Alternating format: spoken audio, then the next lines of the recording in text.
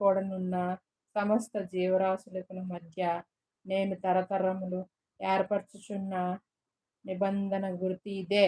మేఘములో నా ధనస్సు ఉంచితిని, అది నాకును భూమికిని మధ్య నిబంధన గుర్తుగా నుండెను.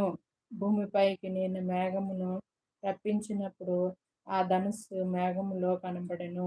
అప్పుడు నాకును మీకును సమస్త జీవరాశులకు మధ్యనున్న నా నిబంధన జ్ఞాపకం చేసుకొందును కనుక సమస్త శరీరాలు నాశనము చేయుటకు అలాగ ప్రవాహముగా నీళ్లు రావు. నా ధనుస్సు మేఘంలో నుండెను. నేను దాన్ని చూచి భూమి మీదనున్న సమస్త శరీరంలో ప్రాణం గల ప్రతి